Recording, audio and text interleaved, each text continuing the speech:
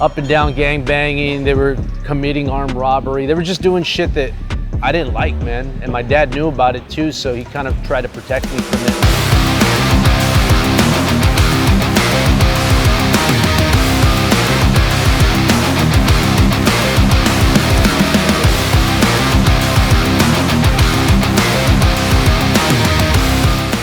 So my name is Jerry. I'm one of the founding members of Triple Feed. We're a multimedia company and a training and consulting company as well.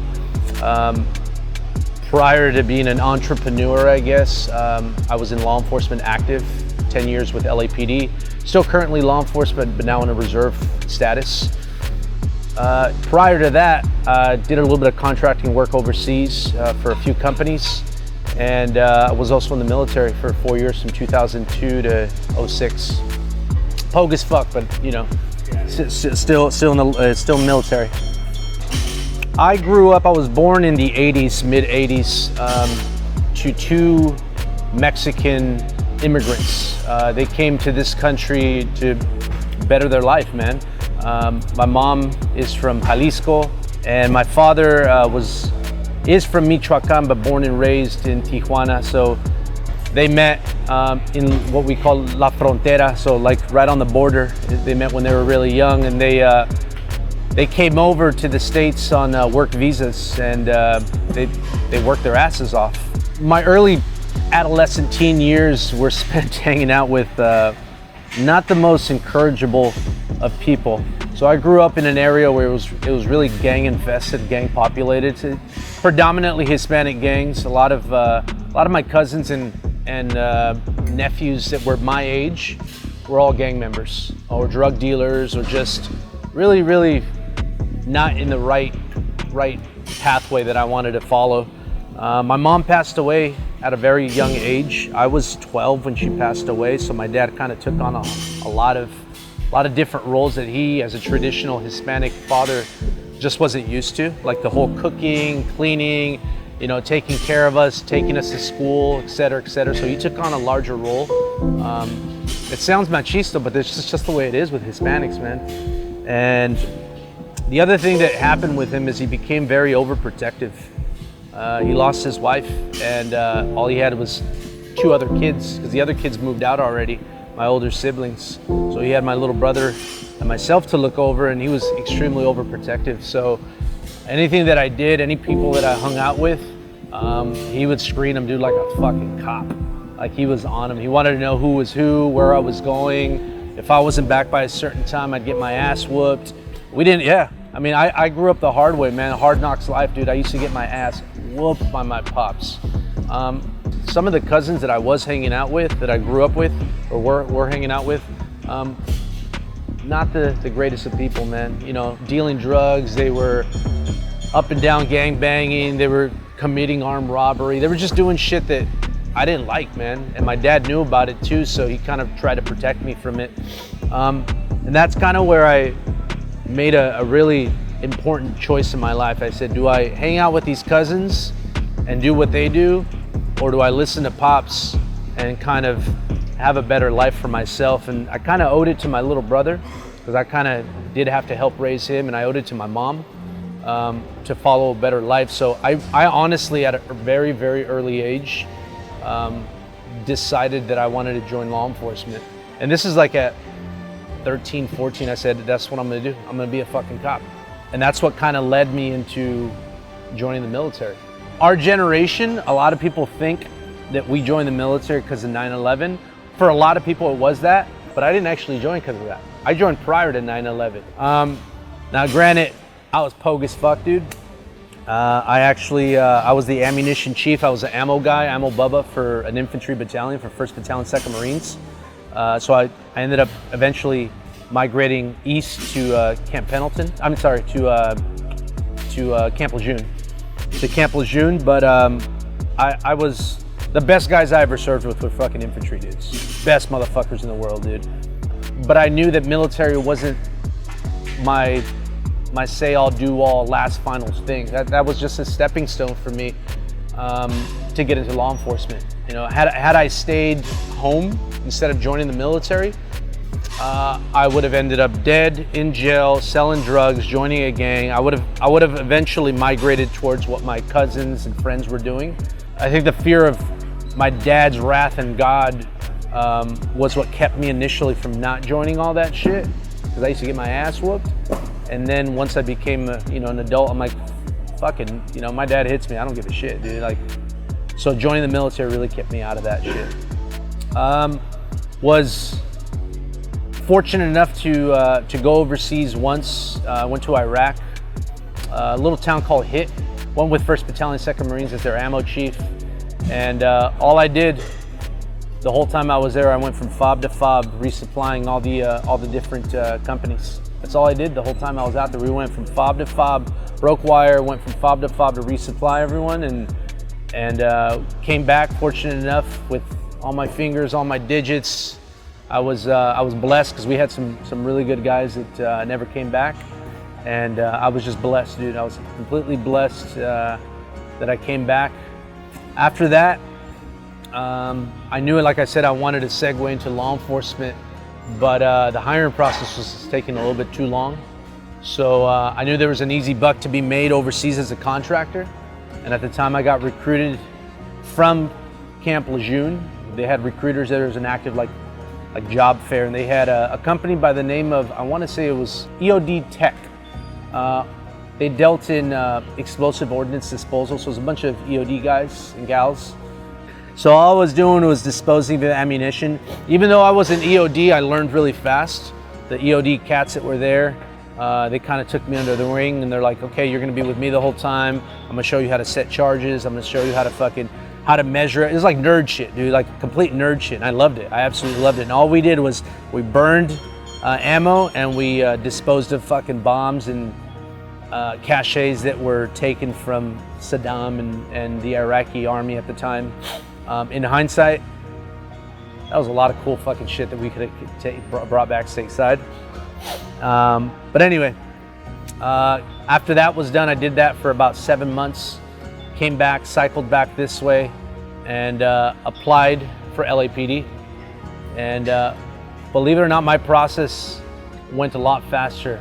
The chief that was there, it was William Bratton, was trying to beef up the department. I guess he got authorization through the city and council.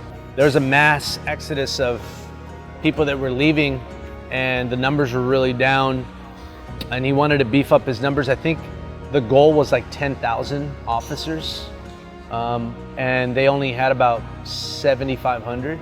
So you could imagine the amount of people that got through the cracks that probably wouldn't get through the cracks these days, like me.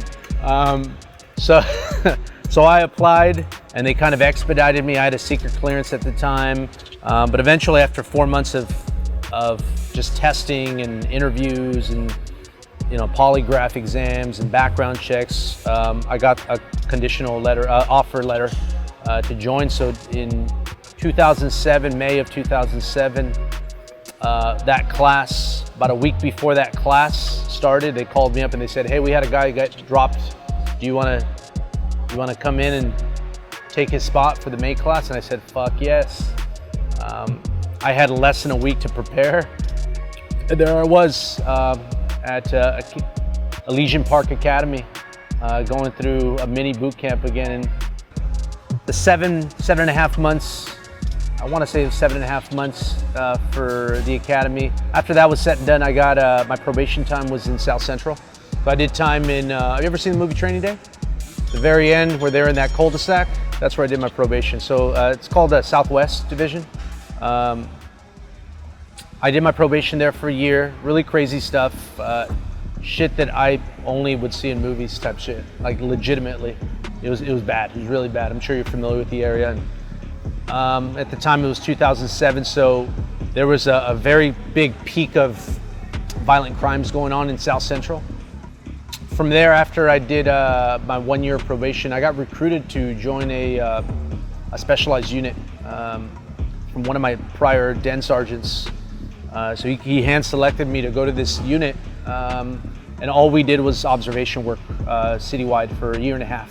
So wherever there was crime happening, really bad crime, shootings, carjackings, robberies, etc., divisions would petition for us to go there, and we would just saturate the area. And all we did was observation work. So traffic stops, warrant enforcements, and ped stops on criminals. You know, there's no other way of putting it, on criminals. So all we did for a year and a half is jam people up, man. At the time, I was training like on the range. I was going to the gym still, but the training that I was doing, it was very gun-centric, like just getting on gun, just shooting.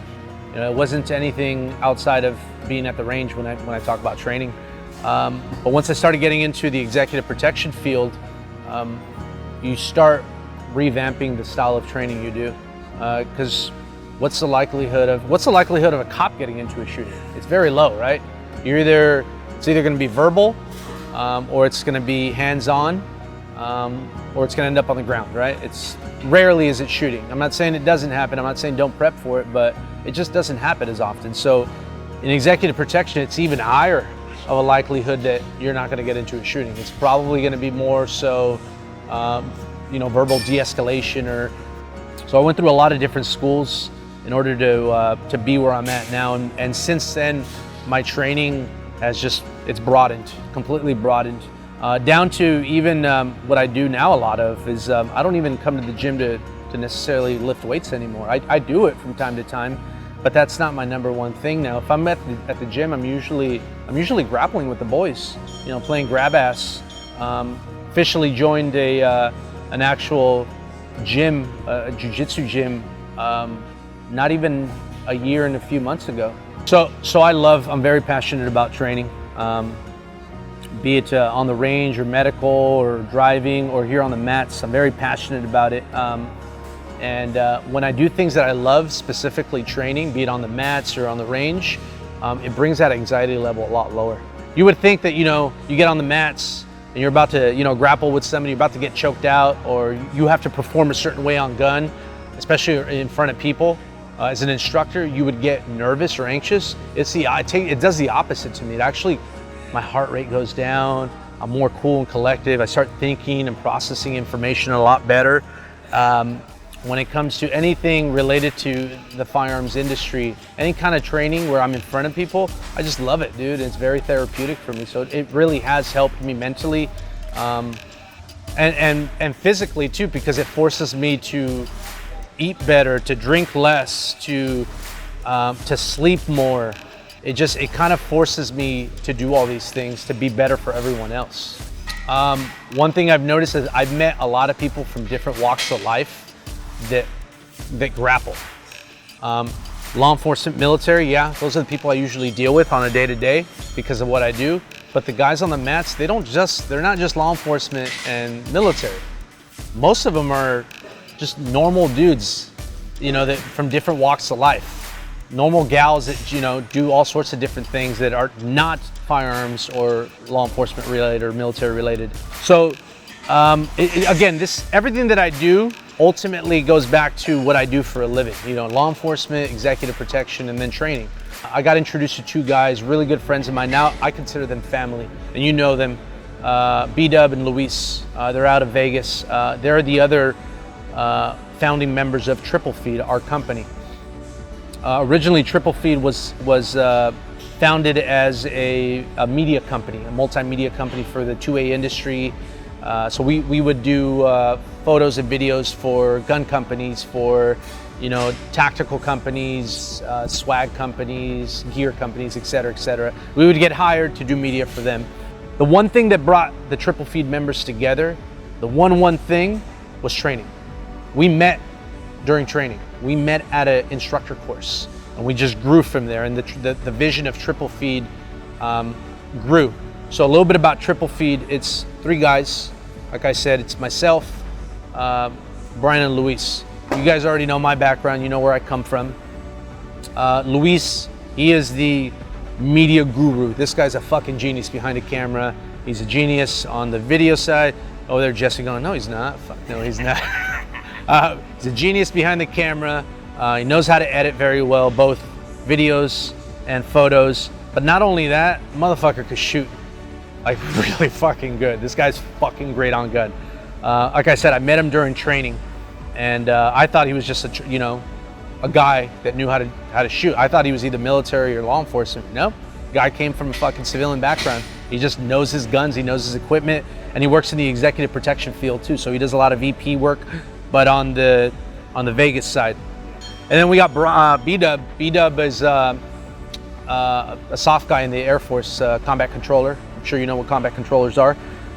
You dealt with him all the time when you were in. So he's a combat controller, phenomenal instructor. I want to say he's our head instructor. He's our lead instructor. This guy's a fucking genius, very well with his word. He articulates everything he teaches. He articulates it so damn well, and he's constantly coming up with new things to teach, and we just feed off of each other, dude.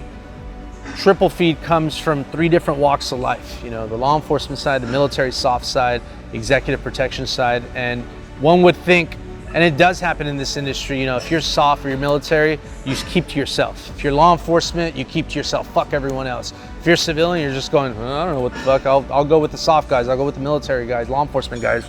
We're that anomaly. We're like best friends, and we come from completely different walks of life, yet we ended up in the same path. And that's where we come from. You know, we're here to tell people, you don't have to be a cool fucking team guy. You don't have to be a group guy. You don't have to be a fucking SWAT operator. You could be a guy or gal that's passionate about fucking training, and you could train. If you want to train with a fucking plate carrier and nods, go at it. I don't give a fuck. If you don't, and you just want to do concealed shit and you want to get on the mats, do it. It's there. There's classes. We offer classes now. We're getting heavy on the training side now. So we're doing a lot of open enrollment carbine classes. We're doing open enrollment, handgun courses. We're doing CQB courses. B-Dub is he's one of the primary CQB instructors for his unit that he's currently in, his military unit. We teach medical because we have PJs and combat controllers that teach all that. We do a lot of different training, so that's kind of where Triple Feed is leading into, is training and consulting now. We still do the media portion, but we're relying heavily now on the training side.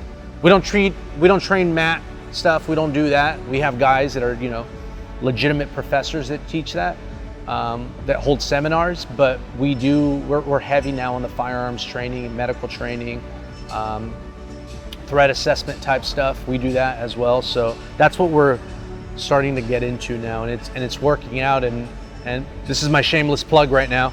If anyone's looking for any kind of firearms training, medical training for themselves, for their company, or for their team, just hit us up at Triple Feed.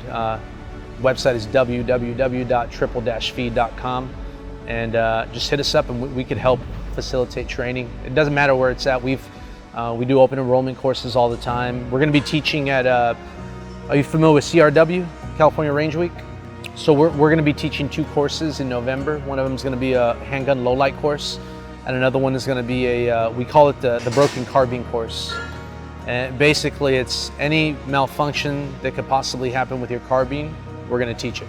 We're going to teach why it happens, how to fix it, and then we're going to do it one-handed, and then we're going to do it one-handed support side. So it's going to be a shitty course, and but it's going to open people's eyes on, I got to train more with my firearms. It's not just about click and shooting. It's about knowing how the whole thing fucking operates. So that's going to be another course that we're going to be offering. So I think there's still slots available for that course. So for me, just being hard to kill is not necessarily being better than someone else, but being better than my past self. I'm not competing with anybody else but myself, dude. I had to come to that realization years ago, where I was constantly, I'm not going to get anywhere because Matt's better than me, and every time I go, he always kicks my ass, or Luis is always choking me out, and I don't know how to fucking get out of that. It's not about that, dude. It's about being better, yourself being better than your former day, and that's all I can do. I can't. I mean, technically, can I compete against somebody else? Yeah, that's what tournaments are for, right? But I'm not in it for that. I'm in it just to be better than I was a day prior. So constantly hitting the range, constantly getting on gun, constantly, working on skill sets that I could read, constantly, getting on the mats, working out, eating better, sleeping more. Like, to me, that's becoming my better self. And for me, that's me being harder to kill, I guess. Because again, I'm just competing with myself at the end of the day, and I could feel myself getting better and better, and I took away the whole ego part out of my life where, oh, I got to be better than this person. No, I don't. I just got to be better than what I was prior. I think to me that's where it's at. I just want to say thank you to Jerry for coming on the show today. Tell him where to find you. Yeah, of course. So I have 2 accounts on Instagram. One of them is my personal account. That's going to be Jerry P DKA. My personal account. You can reach out to me. I always answer my DMs. My business account, or our business account, is going to be triple_feed. Our website is triple-feed.com. We welcome all walks of life. Anyone that wants to train, anybody who wants to talk about, law enforcement, military time, you name it, consulting, just hit us up. Again, we always answer our emails or text messages. I want to thank you again, Matt. You're my mustache brother, bro. You already know, bro. I really appreciate you. I love you. Thank you for everything you do for the community. It really brings us all and makes us all better, man. I appreciate it, brother. And then thank you to Iron Infidel for allowing us to get your story out there. Again, I'm Matt Petch, the operational athlete with the Iron Infidel team, and thanks for tuning in.